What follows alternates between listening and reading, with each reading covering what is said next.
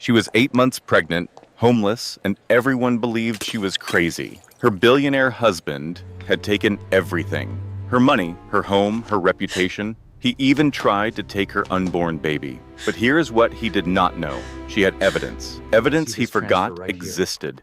Evidence that would send him to prison for 12 years. And tonight, she is about to walk into the most exclusive restaurant in Manhattan and destroy his entire world.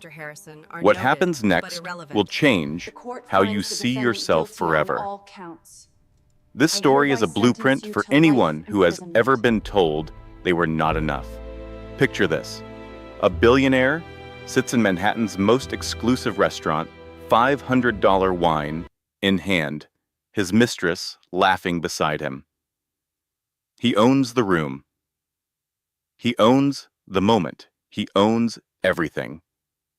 Then the door opens, and his pregnant ex-wife walks in. The same woman he threw out like garbage 8 months ago.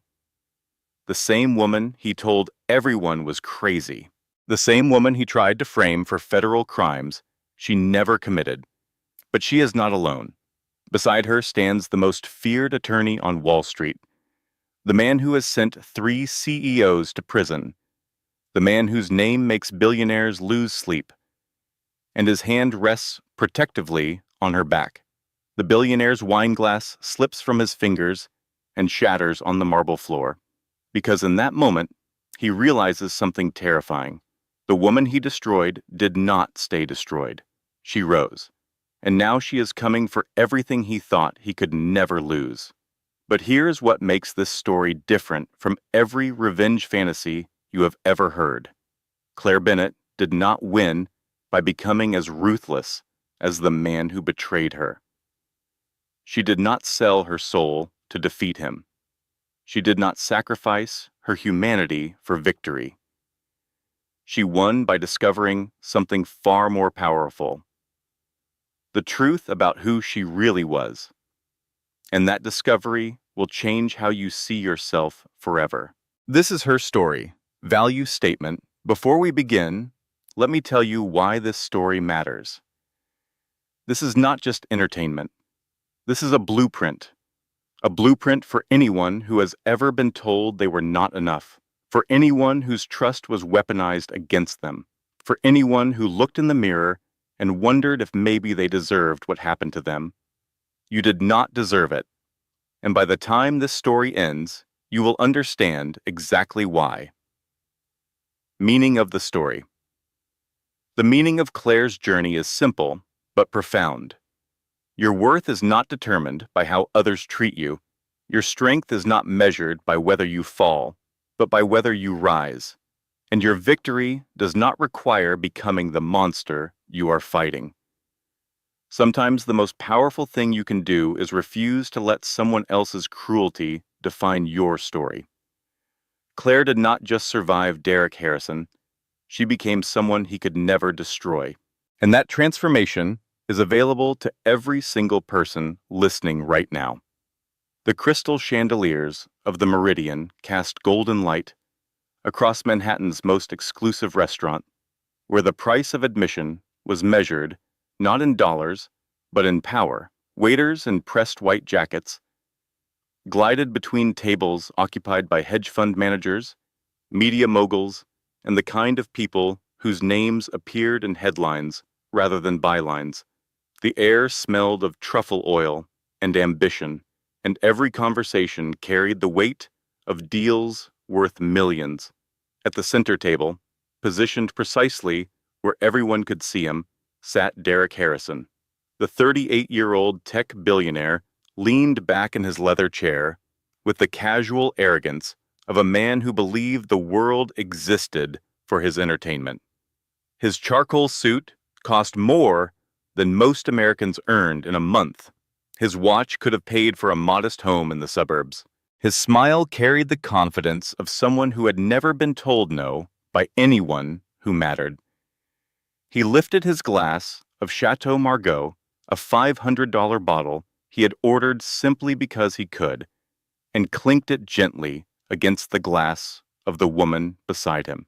Vanessa Cole laughed at something he whispered, her voice carrying just far enough to announce their presence to nearby tables. Her designer dress, her perfect blonde highlights, her practiced smile, everything about her screamed carefully constructed image. As Derek's PR director and very public mistress, she had mastered the art of being seen while appearing effortlessly natural. "To new money," Vanessa said, loud enough for the neighboring table to hear. "And to everything that comes with it," Derek replied. They drank, they laughed, they existed in the bubble of self-satisfaction that only extreme wealth could provide. Derek surveyed the room with the lazy satisfaction of a predator who had long ago stopped worrying about threats. A senator nodded respectfully from across the restaurant. A tech journalist pretended not to stare while clearly composing tomorrow's gossip column. A former business partner, who Derek had destroyed 3 years ago, quickly looked away when their eyes met. This was his kingdom. These were his subjects. And tonight, like every night, Derek Harrison was exactly where he belonged. He did not know that in approximately 90 seconds, his entire world would begin to crumble. The shift started small. A waiter paused mid-step, silver tray suspended in air. A conversation at a nearby table died mid-sentence. The maitre d' straightened his posture in a way that suggested someone important had arrived, someone even more important than the usual clientele. Derek followed the collective gaze toward the entrance, mildly curious about who could command such attention in a room already filled with Manhattan's elite. Perhaps a celebrity, perhaps a politician, perhaps someone worth cultivating for future business opportunities. His wine glass slipped from his fingers and shattered against the marble floor. The crash drew every eye in the restaurant, but Derek did not notice. He did not notice the startled gasps, or the waiter rushing to clean the spreading red stain. He did not notice Vanessa gripping his arm, or the whispers erupting around them. He only noticed her. Standing in the doorway was Claire Bennett, his ex-wife, the woman he had discarded 8 months ago like yesterday's newspaper. The woman he had told everyone was too plain, too weak, too ordinary to belong in his world. The woman he had systematically destroyed, dismantling her reputation, her finances, her very sense of self. She wore a simple black dress that elegantly accommodated her 6-month pregnancy. Her dark hair was pulled back from a face that had always been pretty, but now carried something else entirely. Something Derek had never seen in their 8 years together. Confidence, composure, the quiet certainty of a woman who had walked through fire and emerged transformed. But it was not Claire's presence that made Derek's throat close with something dangerously close to fear. It was the man standing beside her, Marcus Ashford. The name alone was enough to make CEOs lose sleep and corporate lawyers update their resumes. The 45-year-old attorney had built his reputation on one simple principle. He never lost. Not cases, not negotiations, not battles of any kind. His silver-touched hair was immaculately styled. His posture radiated the kind of calm that came from absolute certainty in one's own abilities. His reputation preceded him like a shockwave. 3 Fortune 500 executives had watched their empires crumble after crossing Marcus Ashford. 2 of them were currently in federal prison. The third had fled to a country without extradition treaties and was rumored to be living under an assumed name. Entire corporations had dissolved under the weight of his investigations. Law firms warned their clients about him the way parents warned children about monsters under the bed. Except Marcus Ashford was real, and his appetite for destroying corrupt executives was legendary. And his hand rested protectively at the small of Claire's back as if she were the most important person in the room. The restaurant fell into a hush, usually reserved for celebrity scandals or public proposals. Every eye tracked Claire as she walked past tables of billionaires and socialites who suddenly seemed diminished by comparison. She moved with the unhurried grace of someone who had nothing left to prove and nothing left to fear. Her heels clicked against the marble floor in a rhythm that sounded almost like a countdown. When her gaze found Derek across the room, she did not flinch. She did not look away. She did not display the trembling uncertainty he had worked so hard to instill in her during their marriage. She held his stare with an expression that communicated something far more devastating than anger or hatred: indifference. Then, almost imperceptibly, the corner of her mouth lifted. Not a smile exactly, more like acknowledgement. A silent message that crossed the distance between them with perfect clarity. I see you. I remember what you did. And I am no longer the woman you destroyed. Vanessa's fingernails dug into Derek's arm hard enough to leave marks. What is she doing here? Vanessa hissed. Who is that man with her? Why is everyone staring at us? Derek could not answer. His voice had abandoned him, along with his composure and his certainty and his unshakable belief that he controlled every situation. Because in that moment, watching Claire glide past him toward a private table in the back of the restaurant, he understood something that terrified him more than any business failure or market crash or hostile takeover. The woman he had thrown away like garbage had become someone far more powerful than he had ever imagined. And the man beside her had the ability to destroy everything Derek had built. The walk to their table took perhaps 30 seconds. To Derek, it felt like hours. Every step Claire took was a reminder of his failure. Every whispered comment from surrounding tables was an indictment of his judgment. He had underestimated her. He had dismissed her as harmless. He had assumed that destroying her life would be the end of her story. He was wrong. And as Claire settled into her seat with Marcus Ashford pulling out her chair like a gentleman from another era, Derek realized that his own story might be approaching an ending he had never anticipated. This is where our tale truly begins. But to understand how Claire Bennett arrived at this moment, walking with quiet dignity through a room of people who once looked down on her, we need to go back. 8 months back, to the night her old life ended and her new one, forged in betrayal and rebuilt through impossible strength, began. 8 months earlier, Claire Bennett's world was small but full. She worked as a senior financial analyst at a mid-sized Manhattan firm, the kind of job that paid well enough for comfort, but not well enough for luxury. Her colleagues respected her work ethic. Her bosses appreciated her attention to detail. She had built a modest career through years of quiet competence. She lived in a penthouse apartment on the Upper East Side, a home she had earned through 8 years of supporting her husband through every failure and triumph. The apartment was Derek's name on the deed, but Claire's touch in every room. The photographs she had chosen, the furniture she had arranged, the small personal details that transformed expensive square footage into something that felt like home. She had met Derek Harrison when he was nobody, a struggling entrepreneur with more ambition than success, burning through savings and investor patience in equal measure. His third startup had just collapsed. His confidence was shattered. His bank account was nearly empty. Most people had given up on Derek Harrison. Claire saw something in him that others missed: potential, drive, the hungry determination of a man who refused to accept defeat, no matter how many times failure knocked him down.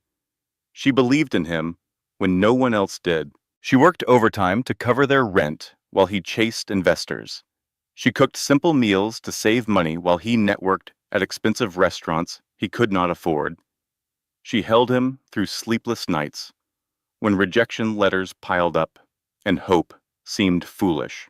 When his mother needed expensive medical treatment, Claire dipped into her own savings without hesitation.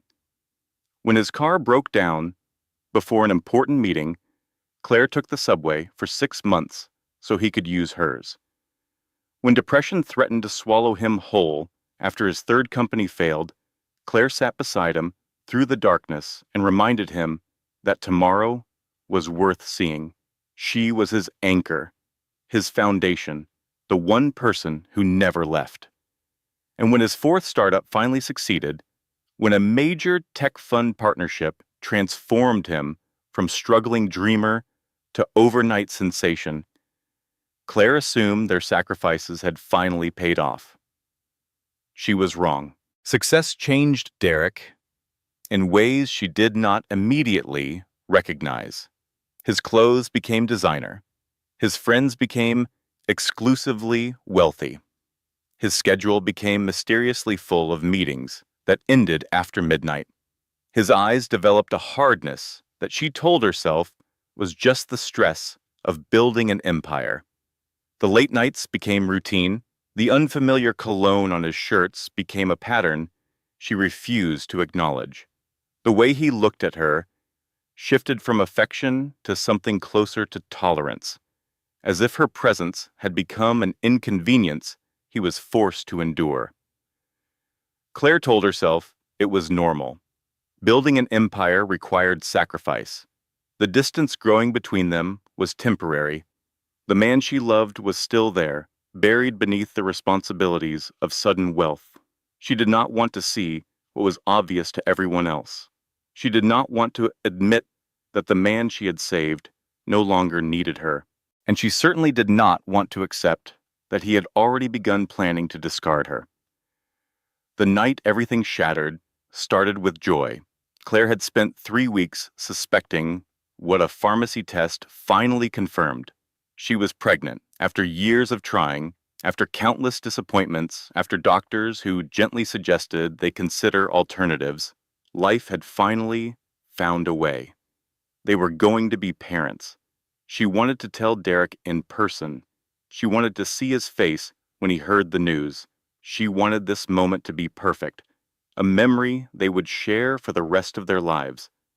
She practiced her announcement in the bathroom mirror, trying different approaches. "Hey, so funny story," she tried with a casual shrug that felt forced. She attempted a dramatic reveal with jazz hands that made her laugh at her own absurdity. Finally, she settled on simply holding up the positive test and letting her tears speak. She prepared sparkling cider for herself and champagne for Derek. She placed the ultrasound photo in a small gift box wrapped with a blue ribbon, hedging her bets on the gender.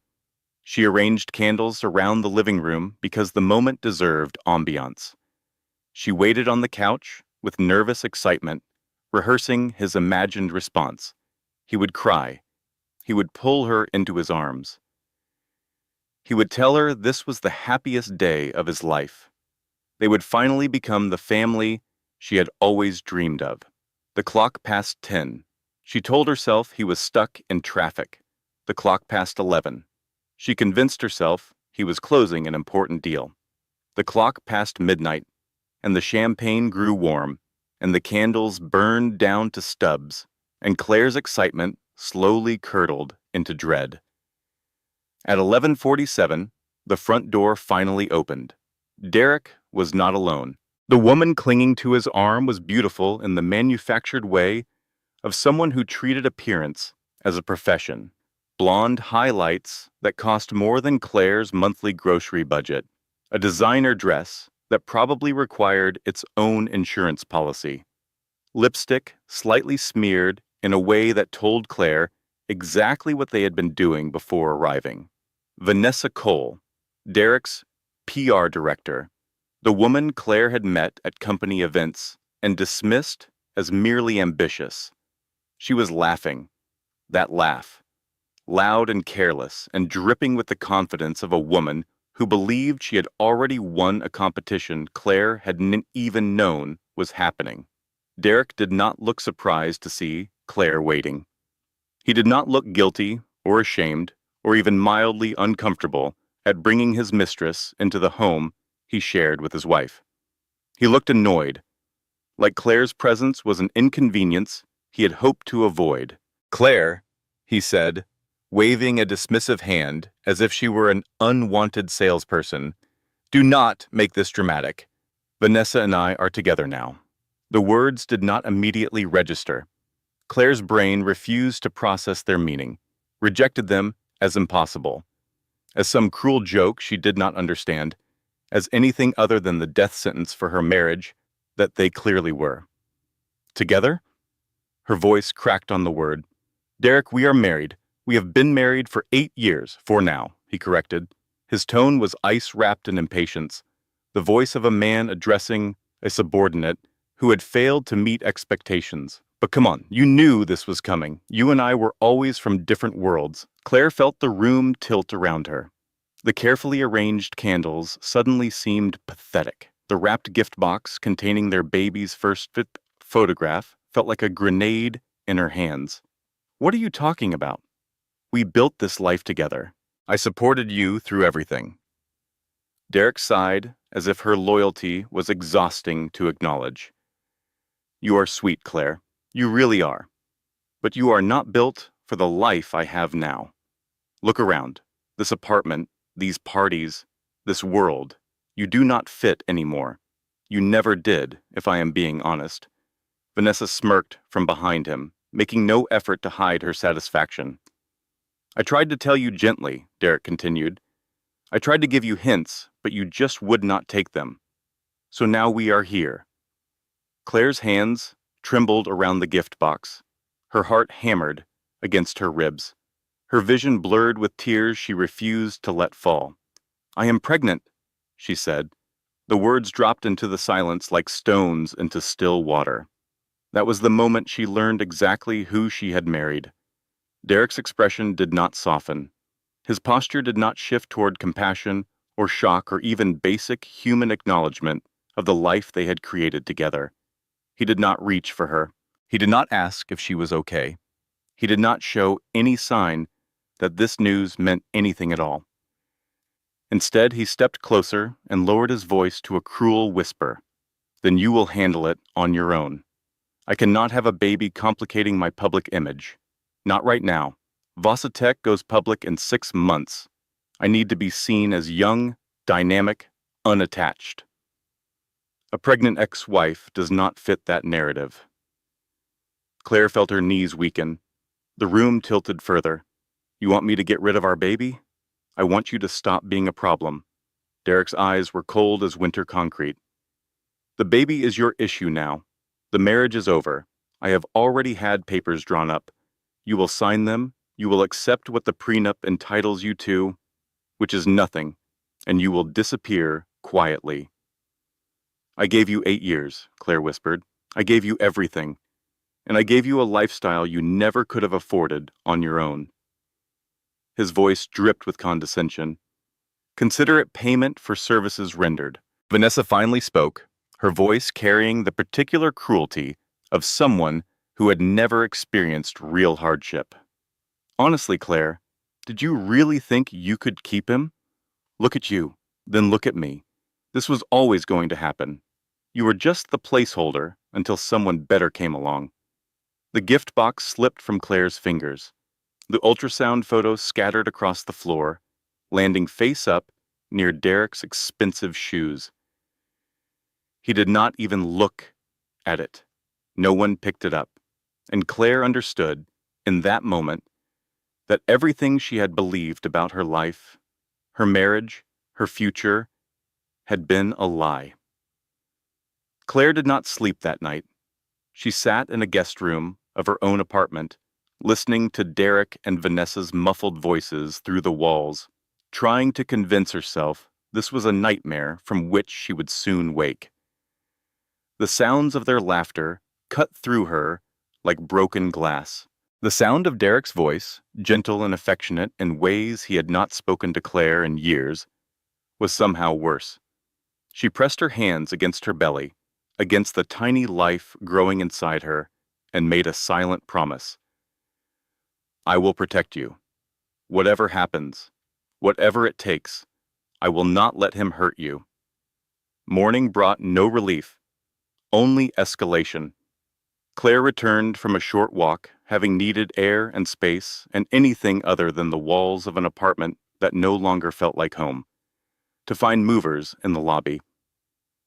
They were carrying her belongings, her books and clothes and personal items, the photographs she had chosen, the mementos she had collected, everything that made the penthouse hers rather than just Derek's, packed into boxes and garbage bags.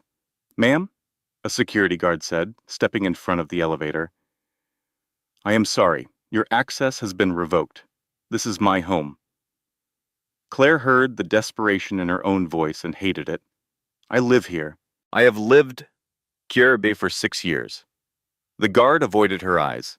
He was young, maybe 25, clearly uncomfortable with the role he had been assigned. "I am just following instructions, ma'am. Your belongings will be left in the loading area. You have 1 hour to collect them before they are disposed of." Disposed of. Like garbage. Like her. Claire tried her bank card at an ATM. Declined. She tried her credit cards. All canceled. The joint accounts she and Derek had shared for 8 years, accounts she had contributed to, accounts she had helped build, were suddenly inaccessible. Her personal checking account, the one she had maintained separately because her mother had always told her to keep something in her own name, showed a balance of $347. In one night, Claire had gone from penthouse wife to homeless and nearly broke. But Derek was not finished. Within 48 hours, Vanessa's PR machine launched a coordinated assault on Claire's reputation. The attack was sophisticated, systematic, and devastatingly effective. Anonymous sources leaked to gossip blogs and social media accounts. The stories spread with viral efficiency, each one adding details that painted Claire as increasingly unstable and desperate. Sources close to Derek Harrison reveal his estranged wife Claire struggled with erratic behavior and financial mismanagement. Friends say Derek tried to help her for years, but ultimately had to prioritize his mental health. Insiders suggest Claire Harrison displayed signs of delusional thinking and paranoid tendencies. Multiple acquaintances report concerning incidents that Derek chose to keep private out of respect for his wife. An anonymous friend shares that Claire became obsessed with Derek's money after his company succeeded, leading to a complete personality change that made the marriage unsustainable. The lies spread faster than Claire could counter them. Her coworkers began avoiding her in hallways. Her friends stopped returning calls.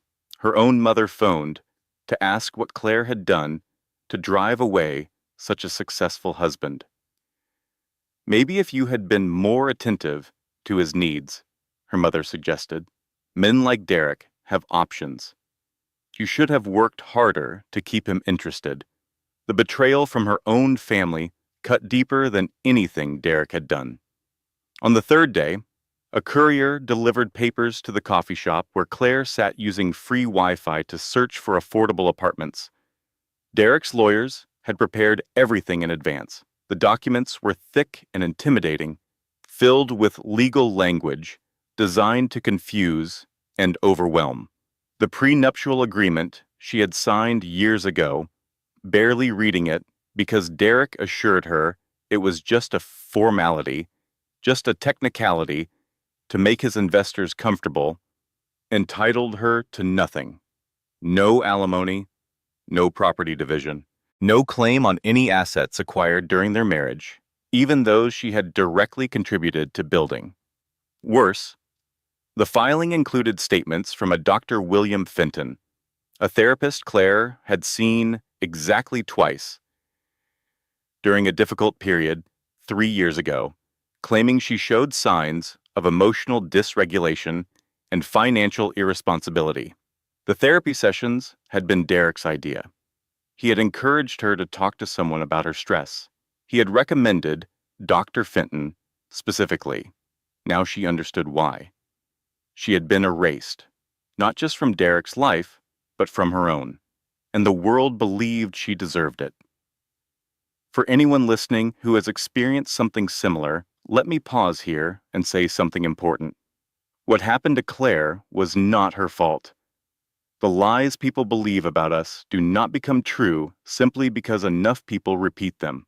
The character assassination that isolated Claire from her support system was deliberate, calculated, and designed specifically to make her feel too ashamed to fight back. If you recognize this pattern in your own life, please understand that the shame you feel was manufactured by someone who needed you to believe you deserved what they did to you. You did not deserve it. You do not deserve it. And what happens next in Claire's story is proof that even the most systematic destruction can be survived. Claire had one person left who believed her. Her aunt, Margot, lived in Queens, in a basement apartment beneath a building that had seen better decades. The stairwell smelled of mold and old cooking oil. The wallpaper was peeling. The radiator clanked through the night like someone was trapped inside it trying to escape. Margot was 67 years old, divorced 3 times, and possessed the kind of wisdom that only came from surviving exactly the situations that destroyed weaker people. When Claire appeared at her door with garbage bags of belongings and tears she could no longer contain, Margot did not offer pity. She offered a couch, a cup of tea, and the truth. "Sweetheart, you look terrible." Margot's voice was rough but kind, like sandpaper wrapped in velvet. "But you are alive, you are pregnant, and you are here. That means you have already survived the hardest part." Claire shook her head, unable to form words through her exhaustion. "I have nothing," she finally managed. "He took everything. My money, my home, my reputation. Everyone thinks I'm crazy." "No!" Margot's voice was firm, carrying the weight of someone who had earned every opinion through experience. "He took what you let him hold. Your bank accounts, your reputation, your home. Those were never really yours to begin with because you shared them with someone who was never really yours. That does not help." Claire wiped her eyes with her sleeve. "I am pregnant and homeless, and everyone I know thinks I am a lunatic." "I know." Margot guided her to the worn couch that would become Claire's bed. "But here is what does help. Look." She pointed to a wall above her tiny kitchen table. Claire blinked at what she saw. 3 framed documents hung in a row, displayed like artwork. Divorce certificates. Each one decorated with increasingly creative captions written in Margot's distinctive handwriting. "Husband number 1," Margot narrated. Caption reads, "Thanks for teaching me that charm and character are not the same thing. He was a salesman, very good at selling himself, very bad at being worth the price." Claire stared at the wall, not quite believing what she was seeing. Husband number 2. Caption reads, "I should have listened when your mother said you were her favorite disappointment. He was a musician, very talented, also very committed to a pharmaceutical relationship that did not include me." A small broken sound escaped Claire's throat. It might have been a laugh. Husband number 3. Caption reads, "At least you were consistent. Consistently awful. He was a lawyer, the kind who represented people in divorces and decided to conduct thorough research by having affairs with his clients." Claire felt something impossible rise in her chest. Laughter. Small and broken, and mixed with tears, but real. Margot smiled, deep lines crinkling around her eyes. "There she is, the woman who is going to survive this. I was starting to worry you forgot she existed, but survival proved harder than either of them anticipated."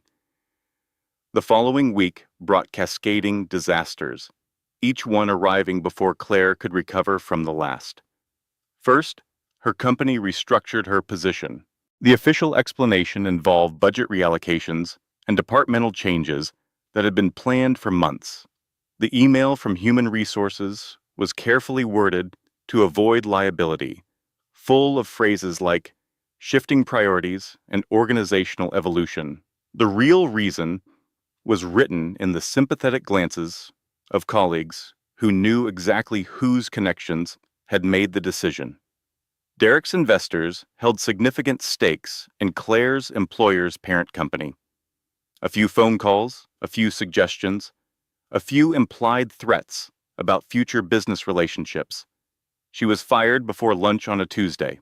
No severance, no reference letter, no warning beyond the security guard who escorted her to her desk to collect her personal items while coworkers pretended not to watch. Second, she discovered the full extent of Derek's financial betrayal. The $50,000 her late father had left her, money she had asked Derek to invest safely for their future children, had been funneled into Vasatech during its early funding rounds. Those shares were now held exclusively in Derek's name.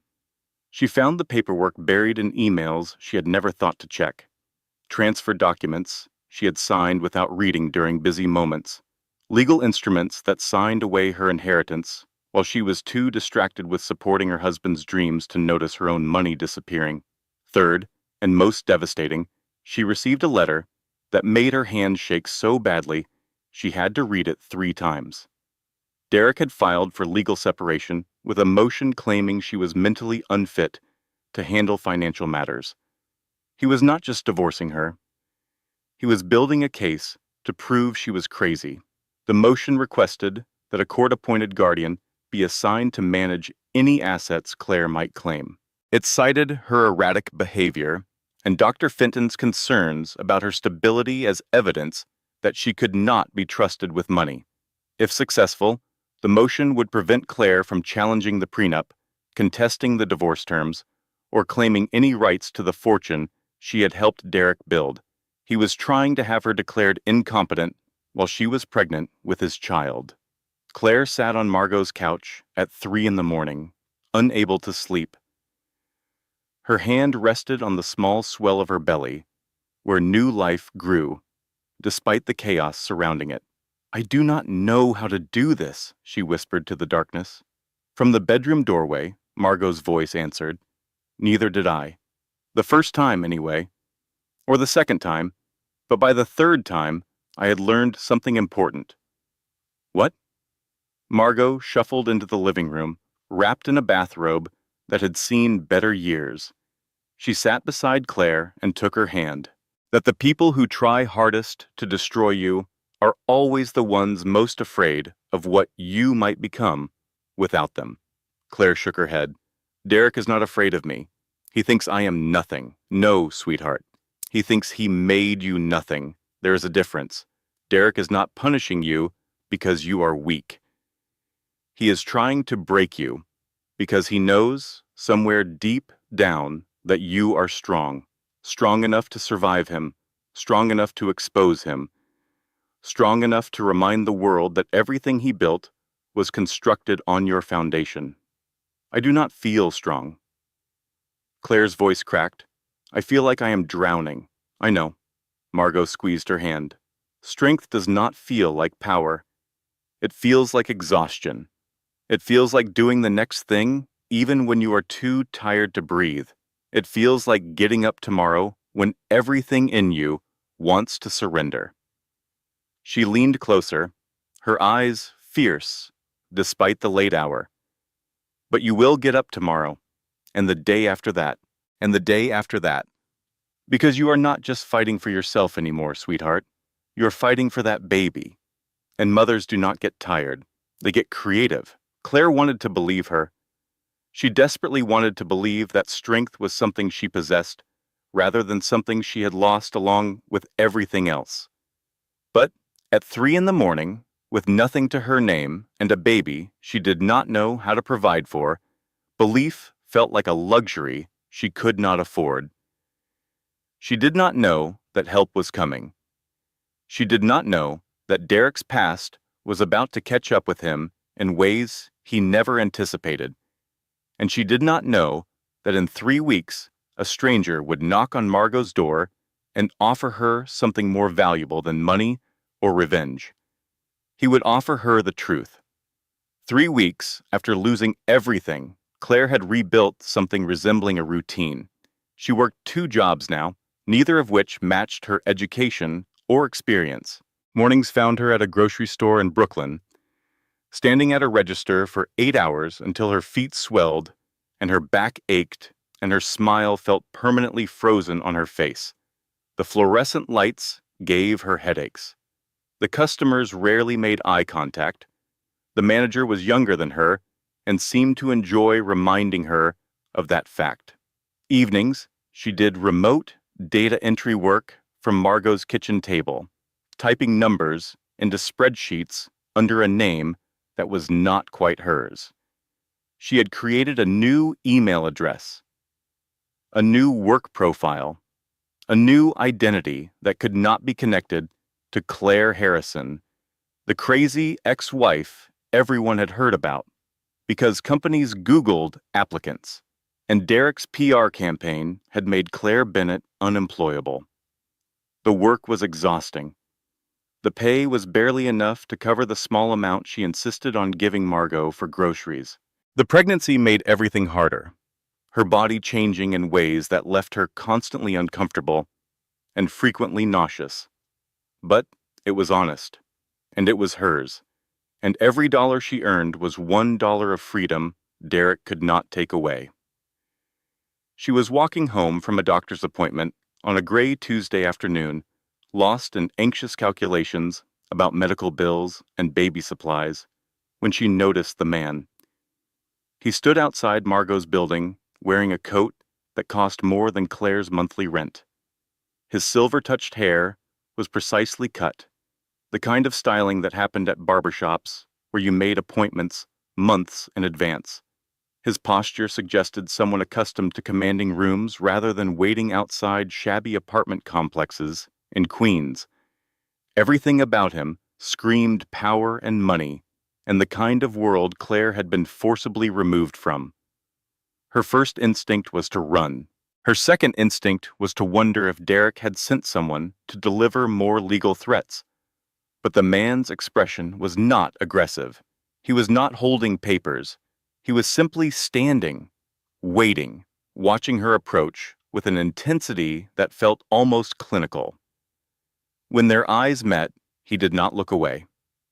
"Mrs. Harrison?" His voice was calm, measured, the kind of voice that expected to be heard without needing to raise itself. "My name is Marcus Ashford." "I believe you need help." Claire stopped walking. Her hand moved instinctively to her belly, to the baby growing inside her. She knew that name. Everyone who followed business news knew that name. Marcus Ashford was the attorney who had dismantled 3 corporations and sent 2 CEOs to prison. He was the boogeyman that powerful men warned each other about in whispered conversations at country clubs and corporate retreats. His reputation was legendary and terrifying. He never lost. Never. Not cases, not negotiations, not any battle he chose to fight. And he was standing outside her aunt's basement apartment in Queens. "I am not Mrs. Harrison anymore," Claire said carefully. "And I cannot afford whatever you are selling. I can barely afford groceries. I am not selling anything." Marcus took a single step closer, but maintained respectful distance. He seemed aware of how intimidating his presence must be and was attempting to minimize it. "I am here because your ex-husband destroyed someone I loved, and I have spent 5 years waiting for someone brave enough to help me stop him." Claire's stomach tightened. Every instinct screamed at her to walk away. She had learned the hard way what happened when she trusted men who seemed too good to be true. But something in his eyes made her pause. Not warmth exactly, something harder. Something that looked like grief worn smooth by years of carrying it. Something that resembled the expression Claire saw in her own mirror every morning. "Who did he destroy?" she asked. Marcus was silent for a long moment. His jaw tightened almost imperceptibly. "My sister. Her name was Sarah.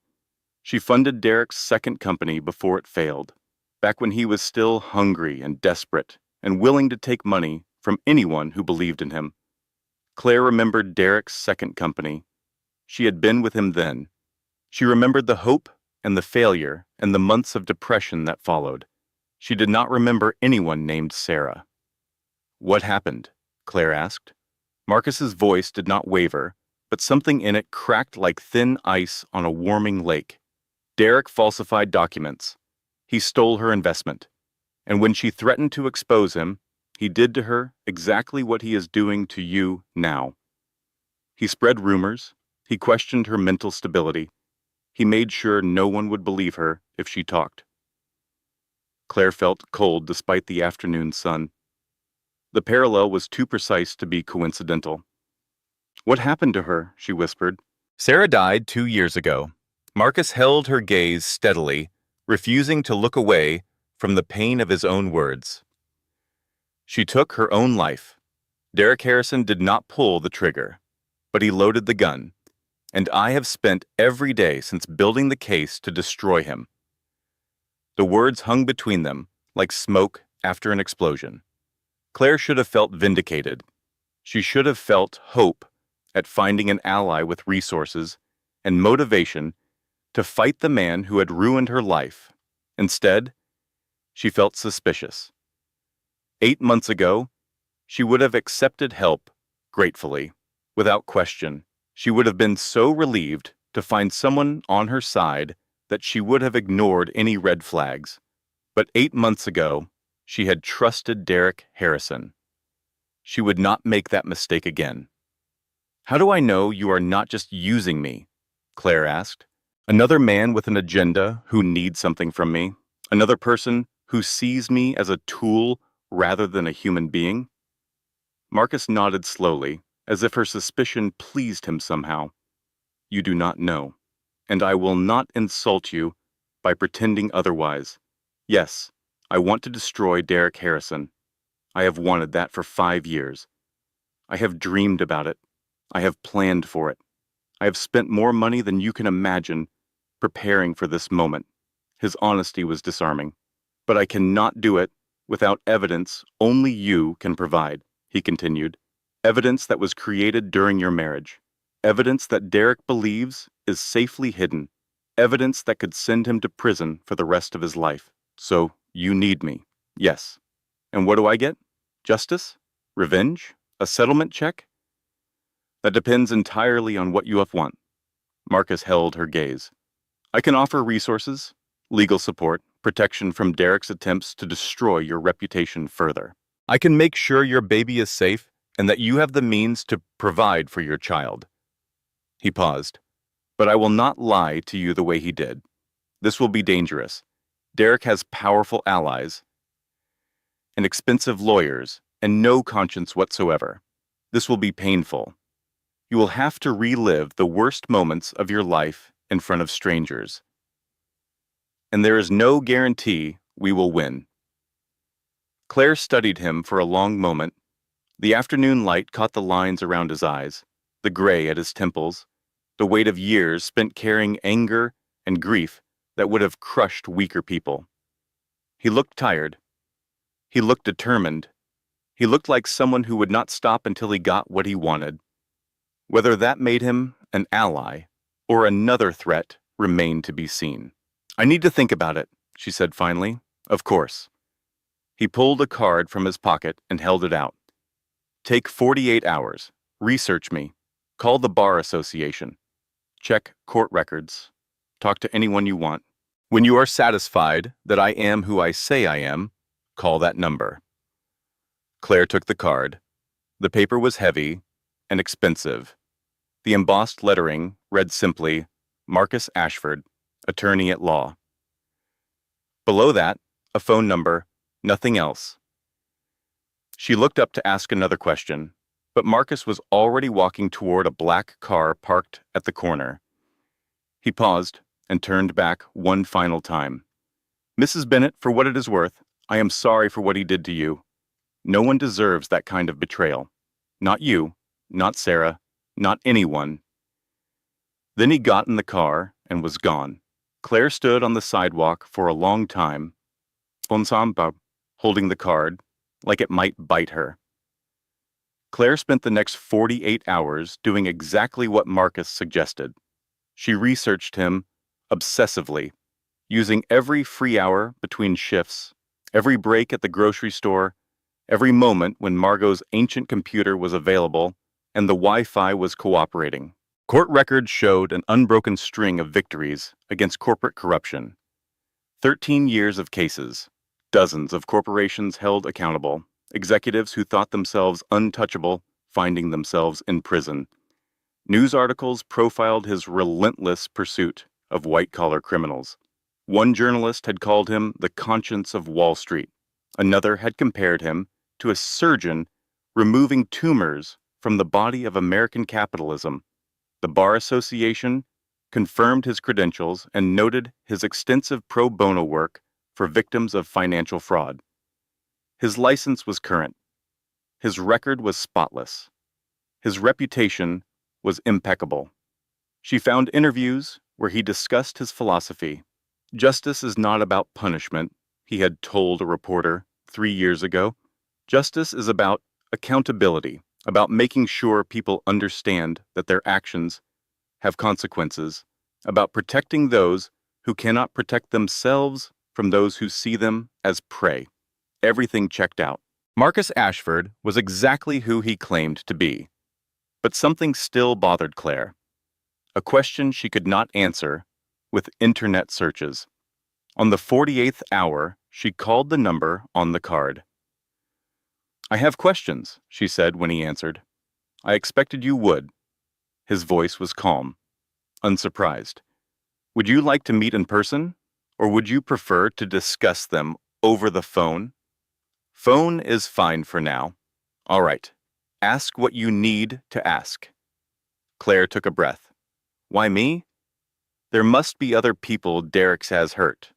Other witnesses, other victims. Why come to me specifically after 5 years of planning?" Marcus was silent for a moment. "Because you are still standing." He paused as if weighing his next words carefully. "I have tracked Derek's pattern for 5 years. He chooses his victims carefully. People who trust easily, people who sign documents without reading them, people who believe love means never questioning your partner." Claire winced at the accuracy of the description. "Most of them break," Marcus continued. "Most of them disappear into depression or addiction or isolation. They give up. They surrender. They accept the narrative Derek creates about them because fighting seems impossible.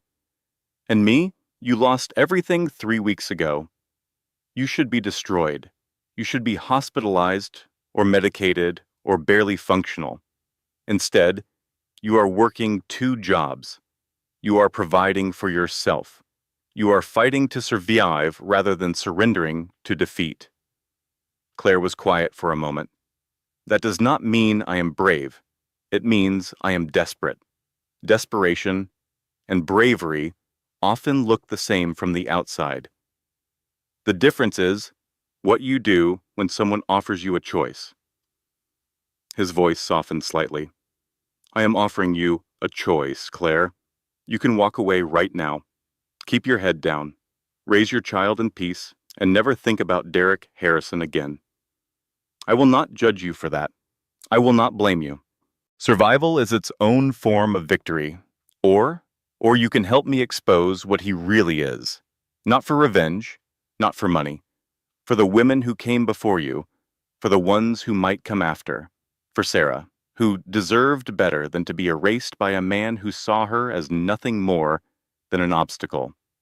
Claire closed her eyes.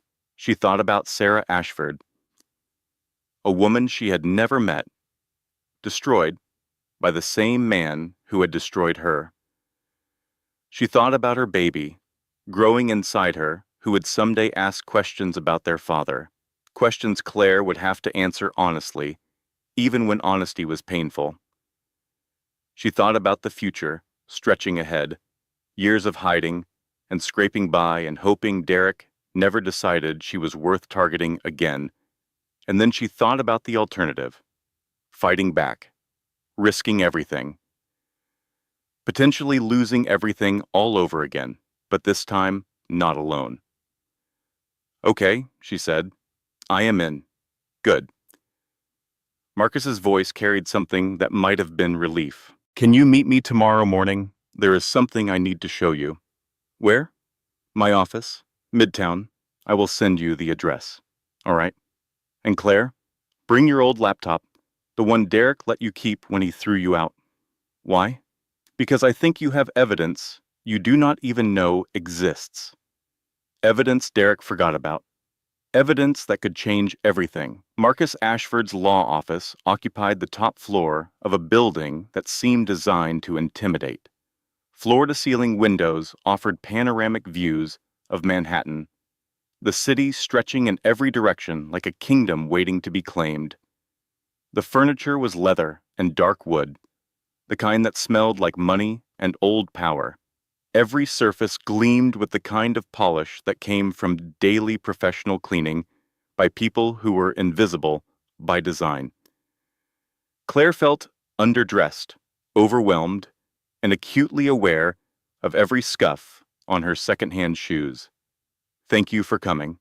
Marcus rose from behind his desk and gestured to a chair across from him. "Please, sit. Would you like coffee? Water? Water would be nice." He poured a glass from a crystal pitcher and handed it to her before settling back into his own chair. "Before we begin," he said, "I want to clarify something important. You are not working for me. You are working with me. That means you have the right to know everything I know, question any decision I make, and walk away at any point without explanation." Claire nodded slowly, appreciating the distinction, even if she was not entirely sure she believed it. "What is on this laptop that matters?" She set the battered computer on his desk. Marcus leaned forward. "Derek's companies run all their sensitive communications through a private cloud server. Employee emails, internal documents, financial records, everything that matters is backed up there, away from prying eyes. I know. Derek explained it to me once. He said it was for security. It is for security. His security.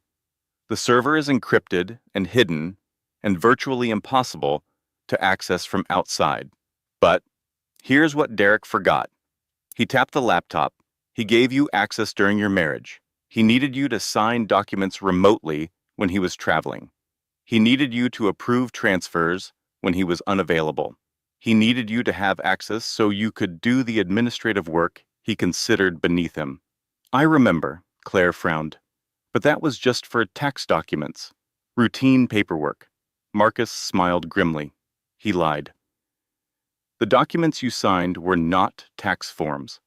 They were authorizations for fund transfers, paperwork establishing shell companies, legal instruments moving money into accounts that existed only to hide assets from regulators and future investigators." Claire's stomach dropped. "I did not know." Her voice was barely above a whisper. "I never read the documents carefully. He always seemed so busy, and I trusted him, and I just signed whatever he put in front of me. I know you did not know. That is precisely why he used you. Your signatures gave him legal cover. If anyone investigated, the paper trail would lead to you, not him." She felt sick. "So I am implicated in his crimes? I could go to prison for something I did not even understand, only on paper. And that is exactly why he kept that laptop. He wanted you to have it. He wanted you to potentially destroy evidence if you ever realized what you had signed. But I did not destroy it." "No." Marcus's eyes held something like admiration. "You did not. Which means we have access to everything he thought was safely hidden." Claire opened the laptop with trembling fingers. The screen flickered to life.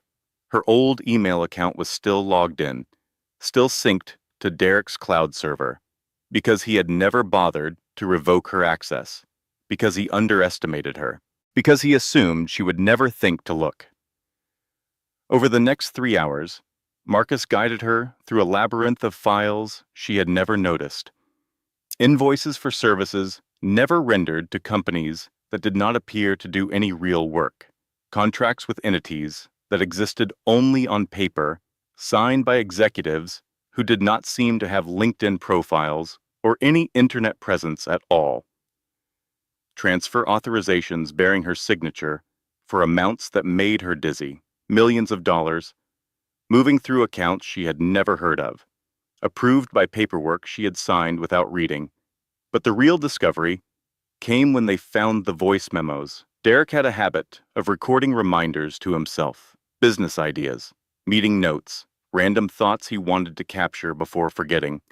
He talked into his phone constantly, dictating ideas while driving or exercising or lying in bed at night. Most of the recordings were mundane: grocery lists, call reminders, notes about people's names and preferences that he wanted to remember for networking purposes. Some were incriminating. One was devastating. The recording was dated 18 months earlier. Derek's voice filled the office speakers, casual and confident and utterly damning. Note to self: Claire is asking too many questions about the Meridian Holdings transfer. She noticed the amount was larger than usual and wanted to know what it was for. Need to distract her. Maybe a vacation, maybe jewelry, whatever keeps her signing documents without reading them. Claire's hands shook. She is useful right now, Derek's recorded voice continued. But if she ever becomes a problem, I have insurance. Everything is in her name. Everything traces back to her. If the SEC ever comes knocking, she takes the fall, not me. He was planning to frame you. Marcus's voice was quiet but hard as steel. This entire time, the recording continued, Derek's voice thoughtful and utterly remorseless. Vanessa thinks we should accelerate the timeline. Get Claire out before the IPO. Make it look like she was always the unstable one. I do not disagree. Her usefulness is ending. Time to upgrade. The recording ended. Claire sat in silence, tears streaming down her face. Not from sadness, not from grief, from fury. 8 years. 8 years she had given him, her savings, her career, her trust, her love. Every sacrifice she had made, every compromise, every moment she had put his needs above her own, and the entire time he had been planning to destroy her if she ever became inconvenient. Are you okay? Marcus asked. No. Claire wiped her eyes with the back of her hand. But I will be. She looked at the laptop screen, at the files that proved exactly who her ex-husband really was. For the first time in months, she felt something other than fear or despair or exhaustion. She felt dangerous. What do we do now? She asked. We build a case. Carefully, systematically. Derek has lawyers and money and media connections. We need to be strategic about how and when we present this information. To who? The Vasatech Board of Directors. They have a fiduciary responsibility to shareholders. If they learn their CEO has been committing fraud, they will have to act. And if they do not believe me, Marcus smiled grimly. That is why we have these recordings. That is why we have the documents. That is why we have evidence even Derek does not know exists. Claire took a deep breath. When do we start? We already have. 4 weeks later, Claire stood outside the Vasatech boardroom on the 42nd floor of a glass tower in Midtown Manhattan. She wore the nicest dress she owned, a simple black number she had purchased at a consignment shop for $30. Her shoes were borrowed from Margot, half a size too small, pinching her swollen feet with every step. Her belly had grown noticeably larger in the past month, 8 months pregnant now. The baby shifted constantly, as if sensing its mother's anxiety and responding with restless movement.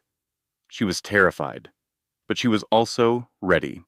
The board meeting had been arranged through careful manipulation.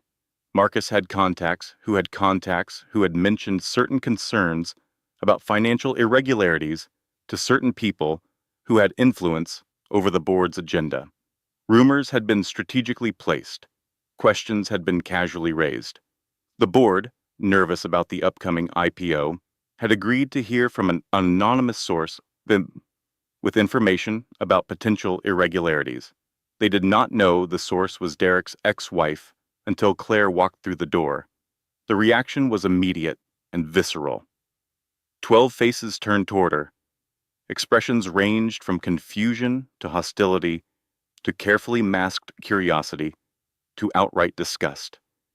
Several board members shifted uncomfortably in their leather chairs.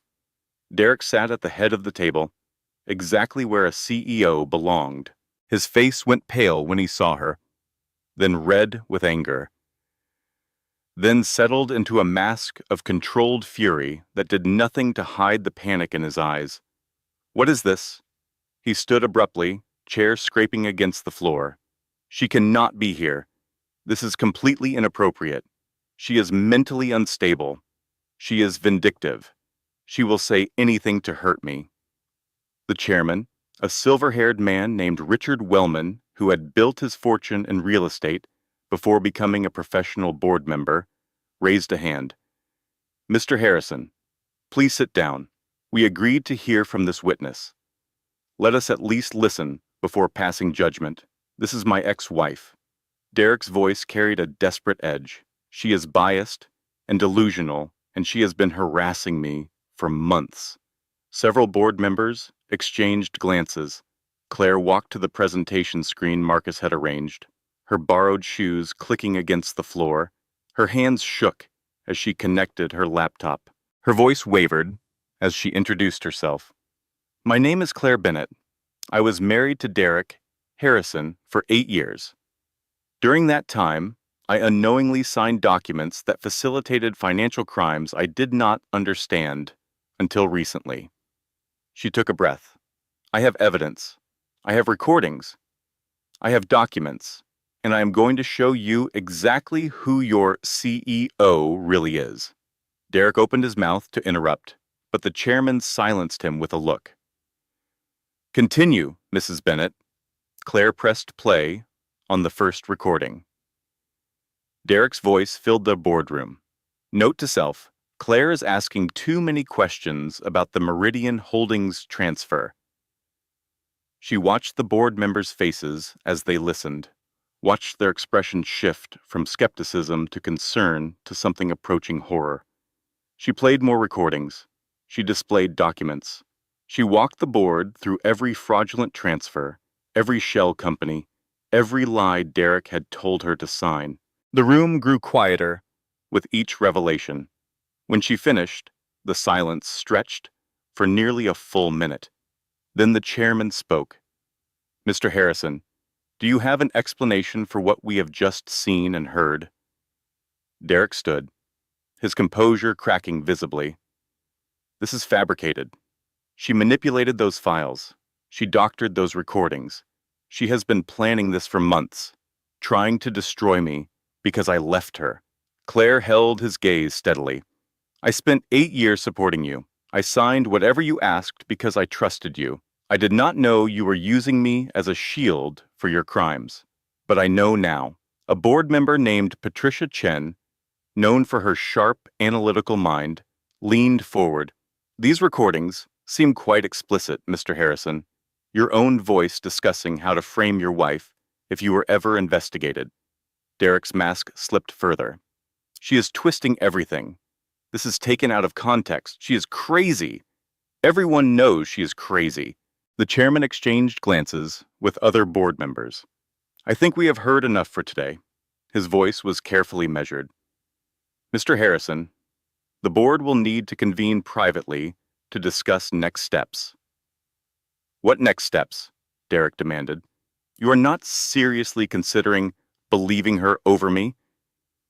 "Given the seriousness of these allegations," the chairman said slowly, "we have no choice but to suspend your decision-making authority pending a full and independent investigation." The words hung in the air like a death sentence. Derek stared at Claire with pure hatred, his eyes promising violence that his position prevented him from delivering. "You have no idea what you have started." She met his eyes without flinching. "No, Derek. You started this 8 months ago. I am just finishing it." 20 minutes later, Claire walked out of the Vasatech building into bright afternoon sunlight. Marcus was waiting by a town car. You did it. His voice carried a note of admiration she had never heard before. We did it. He shook his head. No, you walked into that room alone. You faced him alone. You delivered the evidence alone. I provided resources and strategy, but the courage was entirely yours. This victory is yours, Claire. For the first time in 8 months, she smiled. A real smile. Not forced or fragile, but genuine. Her phone buzzed. A text from Aunt Margot. Saw the news already. Wall Street is losing its mind. The gossip sites are going crazy. Come home and celebrate. I am making lasagna.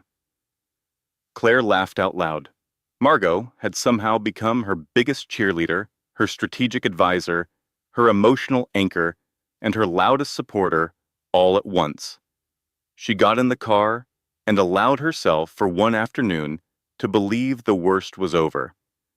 She should have known better. She should have remembered that men like Derek Harrison did not accept defeat gracefully. They retaliated, and Derek's retaliation was already in motion before Claire's car reached the end of the block. 72 hours after Claire's boardroom triumph, her world collapsed for the second time. She woke to her phone exploding with notifications, texts from numbers she did not recognize, missed calls from journalists, social media alerts that made her blood run cold. The headline on every major news site was identical. Breaking: Derek Harrison's ex-wife accused of fabricating evidence. Forensic analysis reveals doctored files.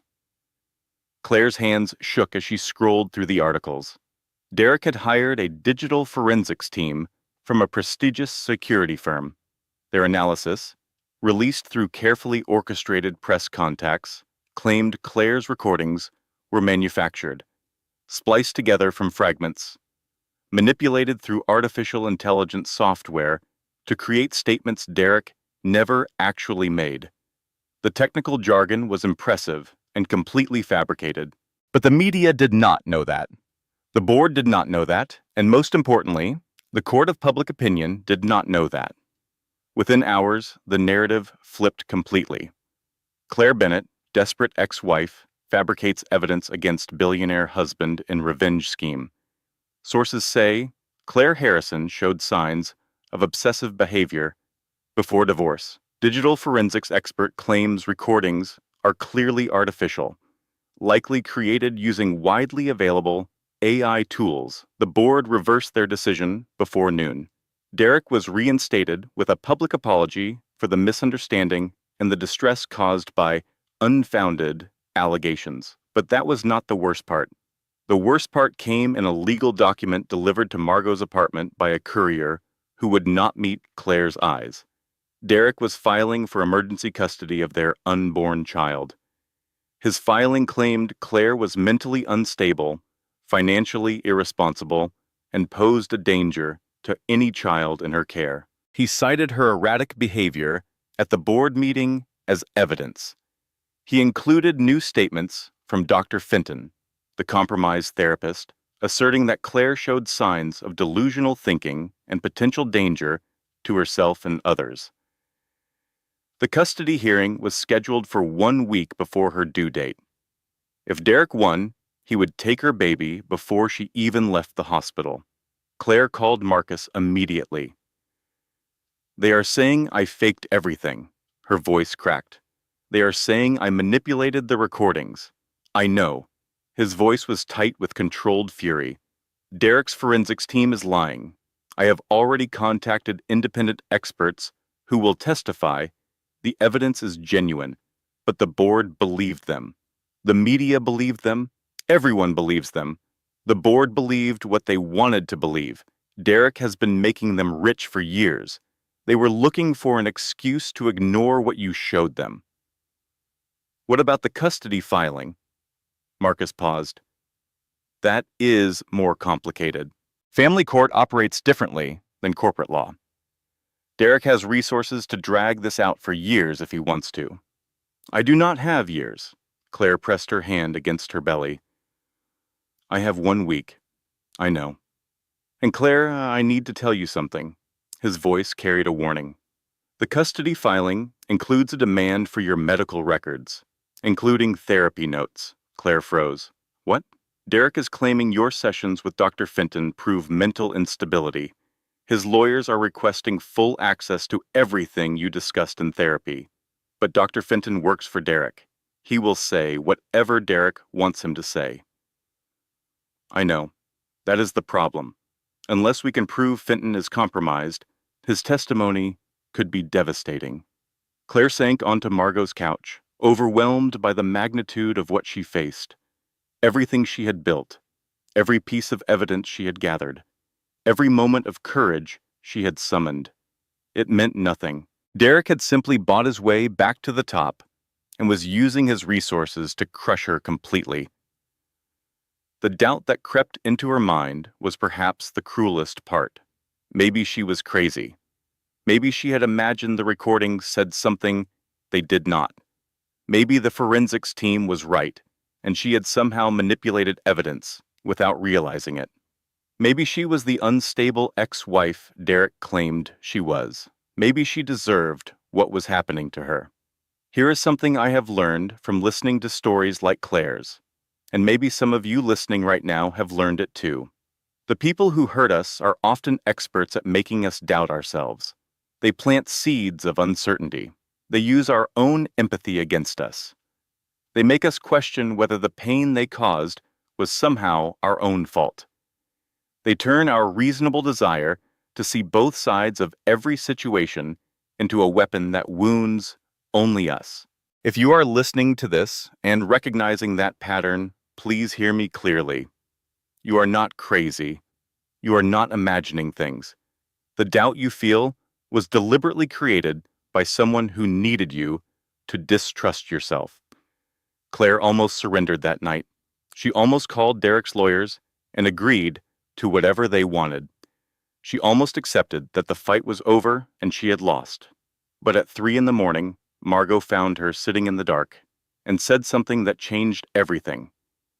You know what all 3 of my ex-husbands had in common? Claire shook her head. They all wanted me to give up. Every single one of them. When they realized I was not going to just accept what they did to me, they escalated.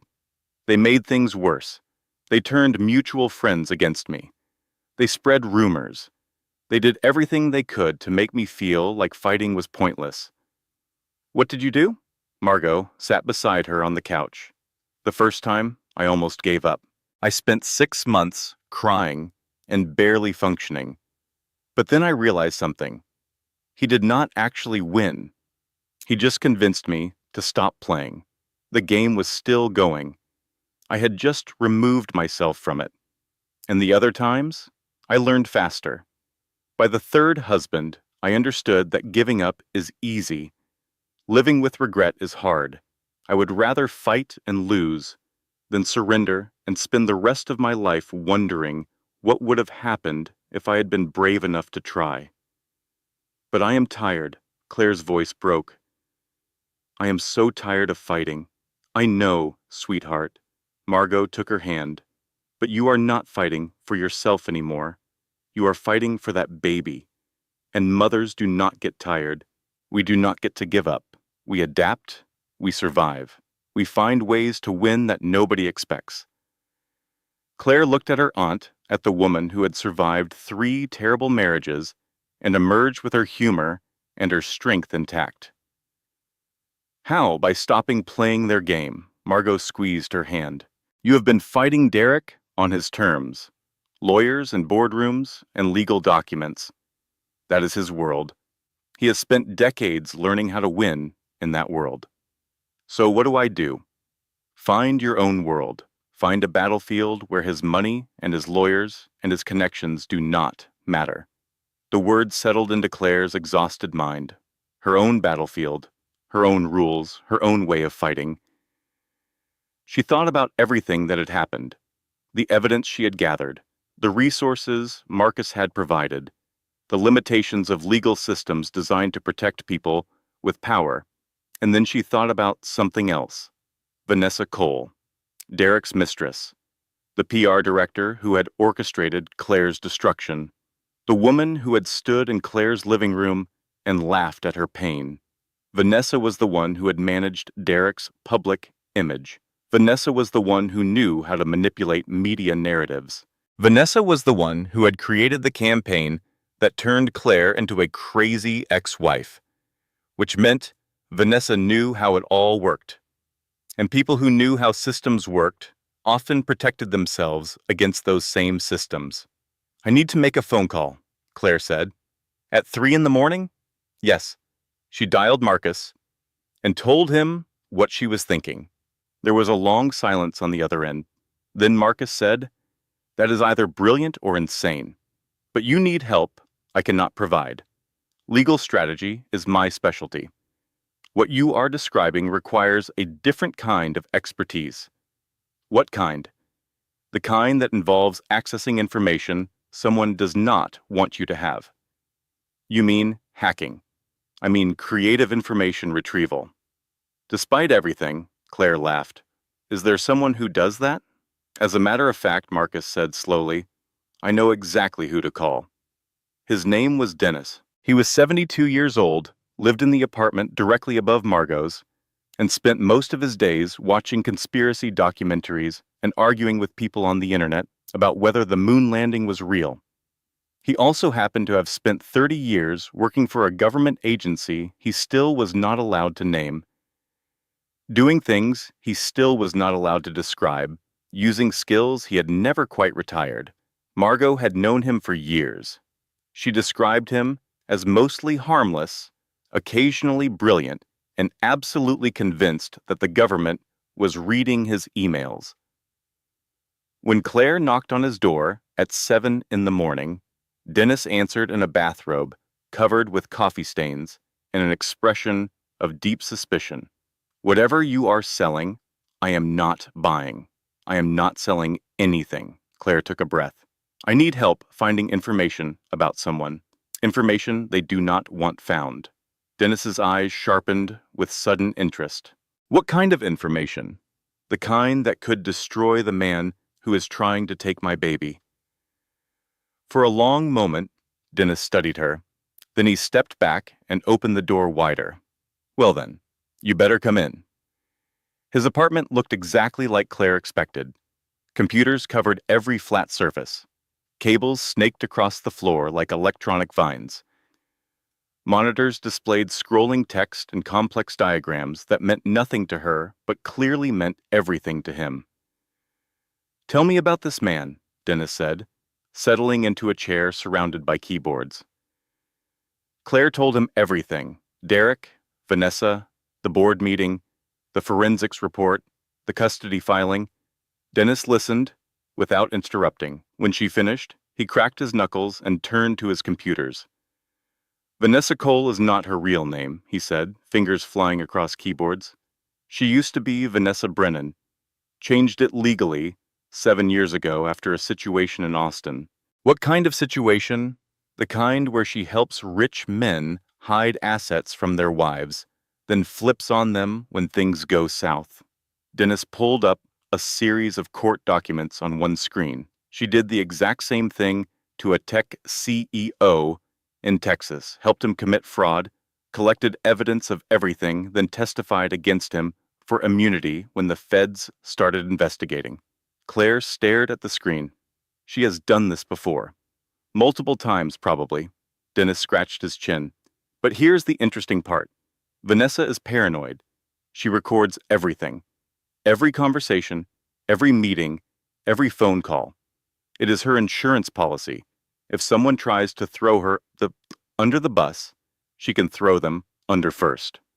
"Where does she keep those recordings?" Dennis grinned. "That is where things get creative." Over the next 6 hours, Dennis explained how Vanessa backed up her insurance recordings to a private cloud server she accessed through a virtual private network.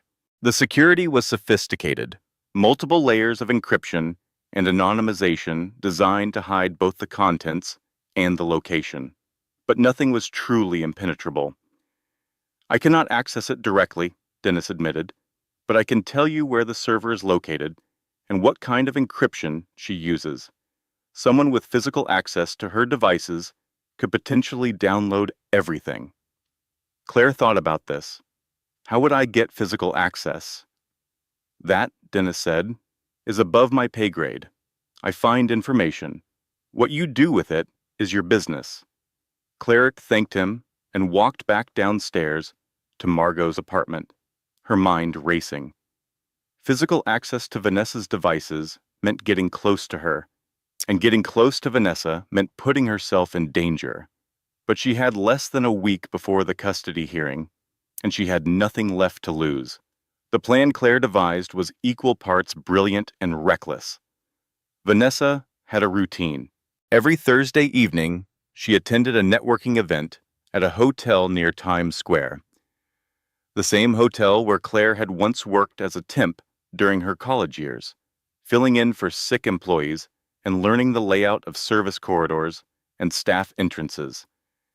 The same hotel where she still knew someone in security. Getting inside was easier than she expected. Her old contact, a woman named Rita, who had never forgotten Claire's kindness during a difficult time years ago, provided a service entrance code and a borrowed uniform. Just be careful, Rita warned. If anyone catches you, I never saw you. I understand. Thank you. Getting close to Vanessa was harder. The networking event was crowded with exactly the kind of people Claire had spent months avoiding. Wealthy, connected, powerful, business cards exchanged like currency, conversations conducted in the careful language of people who measured every word for advantage. Any one of them might recognize Claire from the tabloid coverage. But pregnancy had changed her appearance more than she realized. Her face was fuller, her posture different, her hair styled in a way she had never worn it during her marriage. And no one expected Derek Harrison's crazy ex-wife to be serving champagne at a corporate mixer. She circulated through the crowd, carrying a tray and keeping Vanessa in her peripheral vision. The PR director stood near the bar, laughing with a group of executives, her phone clutched in one perfectly manicured hand. Claire waited. When Vanessa finally excused herself to take a call in a quiet corner, setting her phone on a small table, while she searched through her purse, Claire made her move. She approached with a tray of drinks, heart hammering against her ribs. Champagne, ma'am? Vanessa waved dismissively without looking up. Claire's hand trembled slightly as she set down a glass. Her other hand, hidden by the tray, pressed a small device Dennis had given her against Vanessa's phone. The device needed 30 seconds of contact to copy the contents. Claire counted silently while pretending to arrange glasses. 10 seconds. Vanessa found her lipstick and began touching up in a compact mirror. 20 seconds. Another server approached, asking if Claire needed help with her tray. 25 seconds. Claire smiled and declined. Her heart hammering so loudly she was certain everyone could hear. 30 seconds. She lifted the tray and the device together, tucking them smoothly against her side. Thank you, ma'am. Enjoy your evening. Vanessa did not even look at her. Claire walked away on legs that felt like jelly. She made it to the service corridor before allowing herself to breathe, made it to the street before allowing herself to shake. Then she walked into the night, carrying evidence that would change everything. The recordings on Vanessa's phone were exactly what Dennis predicted. Hours of conversations between Vanessa and Derek, captured without his knowledge. Insurance against the day he inevitably betrayed her, the way he betrayed everyone. In one recording, Derek discussed the custody case. I do not actually want the kid. His voice was cold and clear, utterly devoid of paternal feeling. I just do not want her to have it. Makes me look bad, like I abandoned my own child. So what is the plan? Vanessa asked. Get custody, hire a nanny, ship the kid off to boarding school as soon as possible. Out of sight, out of mind. I just need Claire to suffer. I need her to know that even when she fights, she loses. Claire listened with tears streaming down her face. He wanted her baby, only to hurt her. He would take her child and treat them like an inconvenience to be managed, rather than a life to be loved. Another recording was even more damaging. What about the SEC investigation? Vanessa asked. The one that woman from the Oversight Committee mentioned? Derek laughed. Relax. Everything traces back to Claire. All the shell companies are in her name. If anyone investigates, she takes the fall. I made sure of it years ago. So, she goes to prison? If it comes to that, yeah, better her than me. Besides, who is going to believe the mentally unstable ex-wife over the successful billionaire? I control the narrative. I always have. The recording ended. Claire sat in the darkness of Margot's apartment, listening to her ex-husband casually discuss sending her to prison for crimes he committed. She had suspected it. She had feared it. But hearing it in his own words, with his own casual cruelty, broke something inside her, and then rebuilt it into something harder, something unbreakable, something that would not stop until justice was served. She called Marcus. I have everything we need, and this time we are not going to the board. Claire did not take the evidence to the Vossatech board of directors. She did not contact Derek's lawyers with settlement demands. She did not play by any of the rules Derek expected her to follow. She went nuclear. The Wall Street Journal received an encrypted package containing every recording, every document, every piece of evidence Claire had gathered. The package included a detailed explanation of how the evidence was obtained, verification of its authenticity, and contact information for independent forensic experts who could confirm the recordings were genuine. The Journal spent 48 hours verifying everything. They interviewed sources. They consulted experts. They confirmed that Derek's forensics team had lied about the original recordings. And then they published. The story broke on a Tuesday morning with the kind of headline that destroys careers. Exclusive. Vossatech, CEO Derek Harrison recorded discussing fraud, framing ex-wife, and using custody battle as weapon. By Tuesday afternoon, Derek's world was burning. Federal investigators announced they had opened an inquiry into Vossatech's financial practices. The SEC froze company assets pending review. Derek's passport was flagged. His lawyers began distancing themselves publicly, issuing carefully worded statements about being as surprised as anyone by these revelations. The board convened an emergency meeting and voted unanimously to remove Derek as CEO effective immediately. But the part that destroyed Derek's carefully constructed image was not the financial crimes. It was the custody recordings. The audio of Derek saying he did not actually want his child, that he only wanted custody to hurt Claire, went viral within hours. Social media exploded with outrage. Women across America shared their own stories of manipulation and coercion, of custody battles used as weapons, of systems that protected abusers and punished victims. Derek Harrison became the symbol of everything wrong with how the world treated women who dared to fight back. The custody hearing was canceled. The family court judge, watching the same news coverage as everyone else, determined that Derek Harrison was not a suitable candidate for custody of any child. The motion was dismissed with prejudice, meaning it could never be filed again. Claire won. But she felt no triumph, only exhaustion and relief, and the persistent ache of a woman who had fought harder than anyone should have to fight for something as basic as keeping her own child. 2 days after the Wall Street Journal story broke, Claire's water broke. She gave birth to a daughter at 4:17 in the morning.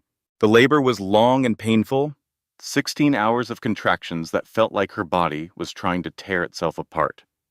Margot held her hand through all of it, coaching her through breathing exercises and distracting her with stories about her own terrible experiences with childbirth. When it was over, when the nurses placed a tiny, perfect, screaming baby in Claire's arms, everything else fell away. The lawsuits, the headlines, the months of fear and fighting. None of it mattered. Only this moment, only this child, only this future she had clawed her way toward through impossible odds.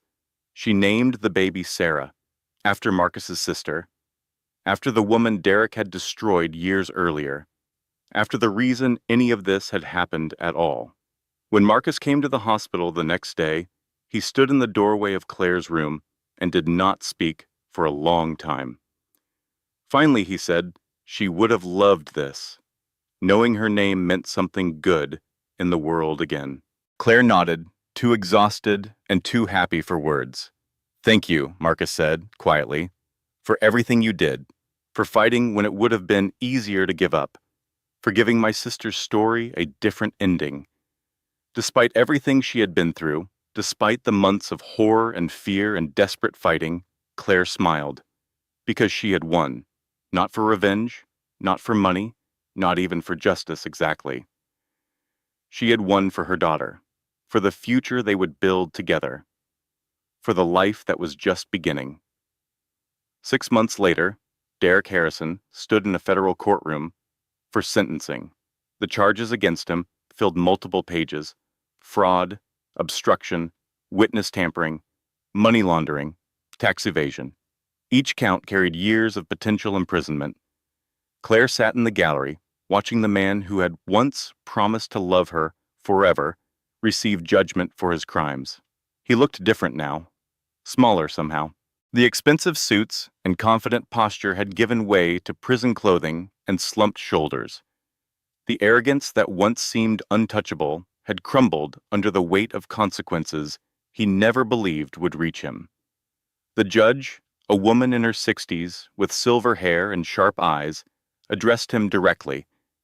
Mr. Harrison, you have spent years exploiting people who trusted you.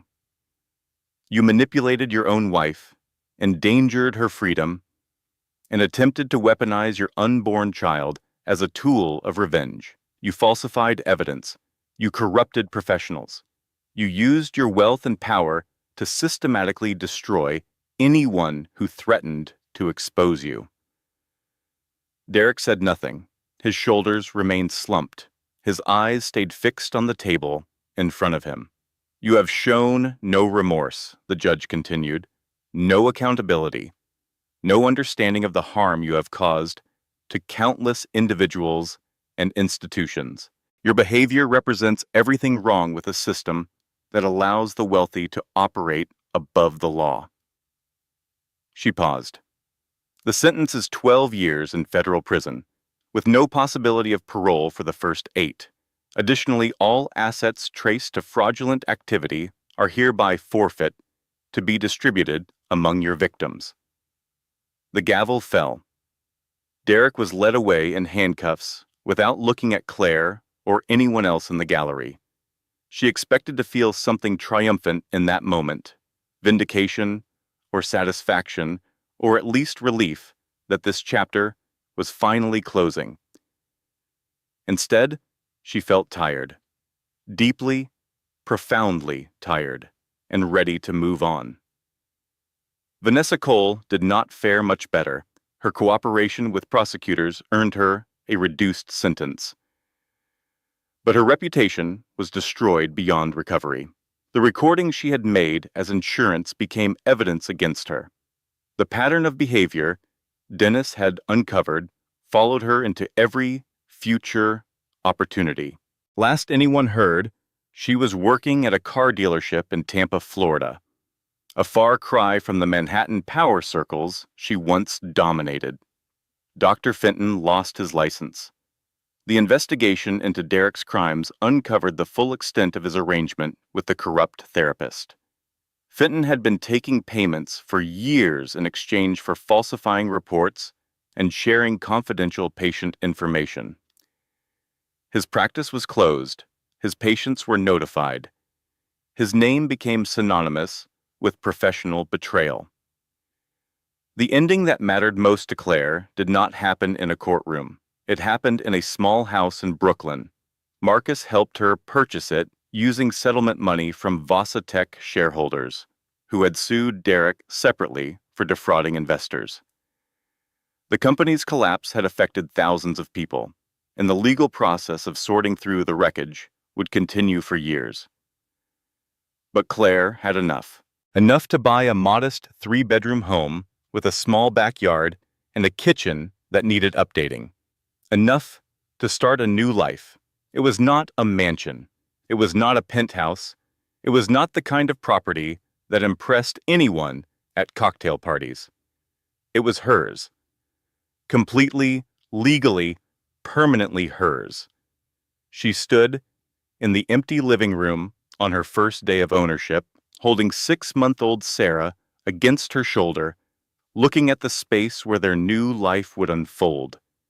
The walls needed painting. The floors needed refinishing. The previous owners had left behind a faint smell of cigarette smoke that would take months to fully eliminate. Claire did not care about any of it. This was home. Real home.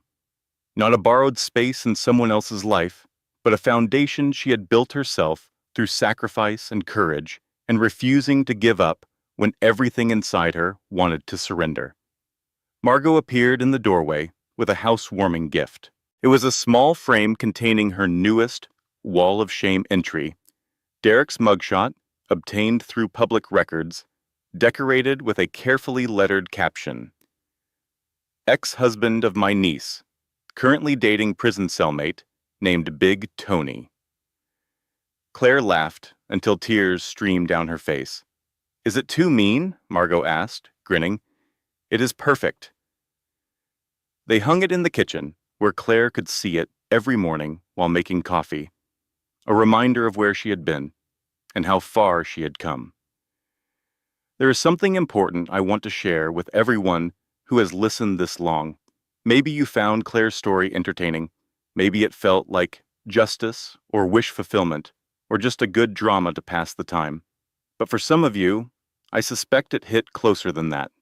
Some of you recognized pieces of yourself in Claire. The trusting partner who signed documents without reading them. The supportive spouse who sacrificed personal dreams for someone else's ambition. The abandoned woman who wondered if maybe, somehow, the destruction of her life was her own fault. If that is you, please hear me clearly. You are not crazy. You are not stupid. You are not weak for having trusted someone who betrayed that trust. The people who hurt us are often experts at making their cruelty look like our failure. They plant seeds of doubt. They weaponize our empathy. They use our love against us. They make us question whether we deserved what happened to us. But you are still here. Still standing, still listening or reading or surviving. And that means you have already proven something important. You are stronger than they wanted you to be. 2 years after Derek Harrison's conviction, Claire Bennett stood at a podium in a hotel conference room, addressing 300 women who had traveled from across the country to hear her speak. The organization she had founded, Second Chapter, provided legal resources, financial counseling, and emotional support for women navigating divorce from controlling or abusive partners. In 2 years, they had helped over 4,000 women rebuild their lives. Claire had not planned to become an advocate. She had not planned to become a public figure or a speaker or someone whose name people recognized. But sometimes the path forward reveals itself only after you have already started walking. When I lost everything, she told the audience, I thought my story was over. I thought the woman I had been was dead, and the woman I had become was too broken to matter. She paused, looking out at faces that reflected her own journey back at her. I was wrong. Losing everything was not the end of my story. It was the beginning. Because sometimes you have to be stripped down to nothing before you can discover who you really are. The applause that followed was not about her speech. It was about recognition, connection, the shared understanding of women who had walked through fire and refused to be consumed by it. After the event, Marcus found her in the hallway. "Good speech," he said. "Good material," she smiled. Turns out, trauma makes for compelling storytelling. They had developed an easy friendship over the past 2 years. Marcus served on Second Chapter's board. He provided pro bono legal consultation for complicated cases. He came to dinner at Claire's house every few Sundays, bringing expensive wine and leaving with containers of Margot's leftover lasagna. If anyone suspected there might be something more between them, neither confirmed nor denied it. Some stories do not need immediate resolution. They just need space to unfold. "Speaking of complicated stories," Marcus said, "there is something I should tell you." Claire raised an eyebrow. "I received a letter yesterday, from prison, from Derek." The name no longer made her flinch. It was just a word now, a chapter she had closed. What did he want? To warn you, apparently. Marcus pulled a folded paper from his jacket pocket. "He claims Vanessa was not working alone, that someone else was pulling strings the entire time." Claire took the letter and scanned it quickly. Derek's handwriting was messier than she remembered. Prison had changed him in ways she chose not to analyze too deeply. "Check into Vanessa's connection to Harrison Industries," the letter read. "My father's old company. The one I thought was bankrupt. It was not, and whoever owns it now is coming for you." Claire read the words twice. She felt something cold settle in her chest. Not fear, exactly, something more like alertness. "Do you believe him?" she asked. "I believe Derek would say anything to make himself seem like less of a villain." Marcus shrugged. "But I also believe desperate men sometimes tell the truth by accident, especially when they think that truth might benefit them somehow." "What do you want to do about it?" "Investigate, quietly. See if there is anything to his paranoia, or if this is just another manipulation attempt." Claire nodded and handed back the letter. She thought about mentioning the text she had received 2 days earlier, the one from an unknown number that had made her blood run cold. "Hello, Claire. We have not met yet, but we will soon. Thank you for doing exactly what we needed you to do." She had blocked the number and tried to forget about it, but some things did not want to be forgotten. "Whatever it is," she said finally, "we will handle it." "We? Of course." Claire smiled. "You did not think I was going to let you have all the fun, did you?" Marcus laughed. The sound was warm and unexpected and exactly what she needed to hear. They walked out of the hotel together into a city that had once seemed designed to crush her and now felt like home. Claire's phone buzzed. A photo from Margot of Sarah playing in the backyard, covered in mud and grinning like the world was the greatest adventure imaginable. She saved the image and kept walking. The sun was setting over Manhattan, painting the sky in shades of gold and amber. Somewhere in a federal prison, Derek Harrison was eating dinner from a metal tray. Somewhere in Florida, Vanessa Cole was selling cars to tourists. And somewhere in Brooklyn, a modest house waited with a wall of shame in the kitchen and a little girl who would grow up knowing that her mother had fought for her. Some stories end with revenge. Some stories end with justice. This one ended with something simpler and more powerful than either. It ended with Claire Bennett walking toward her future, unafraid of whatever came next, because she had learned something that no one could ever take away from her. She was enough. She had always been enough. And anyone who ever made her doubt that had only revealed their own weakness, not hers. But before you go, Let me share one final thought. Claire's victory did not come from becoming as ruthless as the people who hurt her. It did not come from revenge or rage or matching cruelty with cruelty. It came from refusing to let their destruction define her. She survived not by fighting fire with fire, but by building something new from the ashes, something real, something lasting, something that would help other women avoid the traps she had fallen into. If you are in the middle of your own impossible situation right now, please remember that. You do not have to become someone terrible to defeat terrible people. You just have to become someone true.